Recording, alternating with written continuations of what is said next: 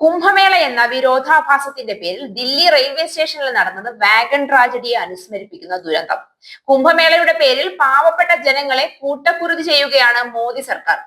അല്പവസ്ത്രധാരികളായ അല്ലെങ്കിൽ നഗ്നരായ മനുഷ്യമാംസവും ലഹരിയും കഴിച്ചും കുടിച്ചും വിഭൂതിയും തലയോട്ടിയും ധരിച്ചു നടക്കുന്ന അപരിഷ്കൃതരായ സന്യാസി സമൂഹം എന്നറിയപ്പെടുന്ന ഒരു വിഭാഗത്തിന്റെയും ഇന്ത്യയിലെ ഒരു പറ്റം അന്ധവിശ്വാസികളുടെയും അറിവില്ലായ്മയെ മുതലെടുത്തുകൊണ്ട് ഇന്ത്യയുടെ മതമൈത്രി തകർത്തുകൊണ്ട് ഹിന്ദു രാഷ്ട്രം എന്ന തീവ്ര മതവികാരം ജനങ്ങളിൽ കുത്തിവെക്കുന്ന കുടില രാഷ്ട്രീയ തന്ത്രമാണ് മോദി ഇവിടെ പ്രയോഗിക്കുന്നത്.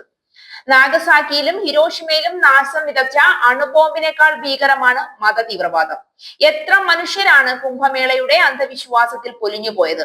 ഇപ്പോൾ ദില്ലി റെയിൽവേ സ്റ്റേഷനിൽ നടന്ന കൂട്ടക്കുരുതിയുടെ ഞെട്ടിക്കുന്ന വിവരങ്ങളാണ് പുറത്തുവരുന്നത്. ന്യൂഡൽഹി റെയിൽവേ സ്റ്റേഷനിൽ 18 പേരുടെ മരണത്തിനിടയാക്കിയ തിക്കും തിരക്കും റെയിൽവേയുടെ ഗുരുതര അനാസ്ഥയുടെ പരിണിത ഫലമാണ്.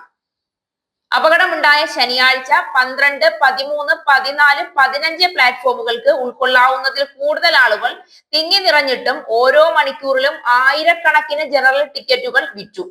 വൈകിട്ട് 6-നും 8-നും ഇടയ്ക്ക് ശരാശരി 6000 ടിക്കറ്റുകൾ വിൽക്കുന്നിടത്ത് 9600-ലധികം ടിക്കറ്റുകൾ വിറ്റഴിച്ചു. ഇതോടെ ഒരാൾക്ക് നേരെ നിൽക്കാനുള്ള സ്ഥലം പോലും പ്ലാറ്റ്ഫോമിൽ ഇല്ലാതായെന്ന് ദൃക്സാക്ഷികൾ പറയുന്നു. കുംഭമേളയ്ക്ക് പോകുന്നവർ പല സ്റ്റേഷനുകളിലും ട്രെയിനുകളുടെ AC കമ്പാർട്ട്മെന്റുകളുടെ വാതിലുകൾ പോലും അടിച്ചു പൊളിച്ച് അകത്തു കയറാൻ നോക്കുന്നതിന്റെയും ദൃശ്യങ്ങൾ ഇപ്പോൾ പുറത്തു വരുന്നുണ്ട്. അത്തരമൊരു സാഹചര്യത്തിൽ പോലും തിരക്ക് നിയന്ത്രിക്കാനുള്ള അടിയന്തര നടപടികളൊന്നും അധികൃതർ സ്വീകരിച്ചില്ല. ഇത്ര അപകടകരമായ തിരക്കുള്ള സമയത്താണ് 16-ാം പ്ലാറ്റ്ഫോമിലേക്ക് പ്രയാഗ്രാജ് സ്പെഷ്യൽ ട്രെയിൻ എത്തുന്നതായി അറിയിപ്പുണ്ടായത്. 14-ാം പ്ലാറ്റ്ഫോമിൽ നിന്ന് പുറപ്പെടുന്ന പ്രയാഗ്രാജ് എക്സ്പ്രസ് ആണിതെന്ന് തെറ്റിദ്ധരിച്ച് ആളുകൾ കൂട്ടമായി 16-ാം പ്ലാറ്റ്ഫോമിലേക്ക് കുതിച്ചതോടെയാണ് ദുരന്തമുണ്ടായത്. ഈ ഘട്ടത്തിൽ 60 RPF-കാരും 20 ഡൽഹി പോലീസ് ഉദ്യോഗസ്ഥരും മാത്രമാണ് അവിടെ ഉണ്ടായിരുന്നത്. ദുരന്തത്തിന്റെ പശ്ചാത്തലത്തിൽ 60 റെയിൽവേ സ്റ്റേഷനുകളെ ഹൈ ട്രാഫിക് സ്റ്റേഷനുകളാക്കി പ്രഖ്യാപിക്കുമെന്ന് റെയിൽവേ അറിയിച്ചു. ഇതിൽ 35 സ്റ്റേഷനുകളിൽ പ്രയാഗ്രാജിലേക്ക് നേരിട്ട് ട്രെയിനുകളുണ്ട്.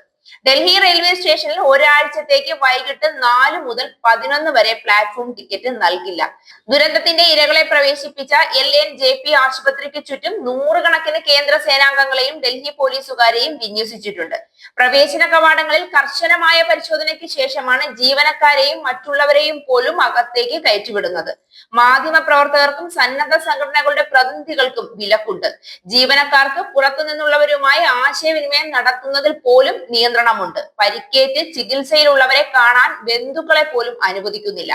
ദുരന്തമുണ്ടായി മണിക്കൂറുകൾക്കുള്ളിൽ ന്യൂഡൽഹി റെയിൽവേ സ്റ്റേഷനിൽ അടിയന്തരമായി ശുചീകരണം നടത്തി അപകടത്തിന്റെ തെളിവുകളെല്ലാം നശിപ്പിച്ചു. ഇതിൽ നിന്ന് തന്നെ കുറ്റമേറ്റെടുക്കാൻ റെയിൽവേ ഉള്ളതുകൊണ്ട് സർക്കാർ ജനങ്ങളുടെ കണ്ണിൽ പൊടിയിട്ട് രക്ഷപ്പെടുകയാണ് എന്ന് പകൽ പോലെ വ്യക്തമാണ്. കുംഭമേള പോലെയുള്ള അന്ധവിശ്വാസങ്ങൾ നിർത്തിവെച്ച് ഇന്ത്യയിലെ ജനങ്ങളുടെ പട്ടിണിയും ദാരിദ്ര്യവും കഷ്ടപ്പാടും മാറ്റണമെന്ന് പലകുറി പറഞ്ഞതാണ്. BJP പരത്തിവിടുന്ന തീവ്ര മതവിഷമാണ് ശബരിമല വിഷയത്തിൽ പോലും കേരളത്തിൽ പ്രതിഫലിച്ചു കണ്ടത്. ജനങ്ങൾക്ക് കഴിക്കാൻ ശരിയായ ഭക്ഷണം ഇല്ലെങ്കിൽ രാജ്യം മുഴുവൻ കക്കൂസ് നിർമ്മിച്ചിട്ട് കാര്യമില്ല. മനുഷ്യബലി നടത്തി ഗംഗാ സ്നാനം നടത്തി കണ്ടിട്ടില്ലാത്ത ദൈവത്തിനെ പ്രീതിപ്പെടുത്തുന്ന നേരം പാവപ്പെട്ട ജനങ്ങളുടെ പട്ടിണിയും ദുരിതവും മാറ്റൂ സർക്കാരെ.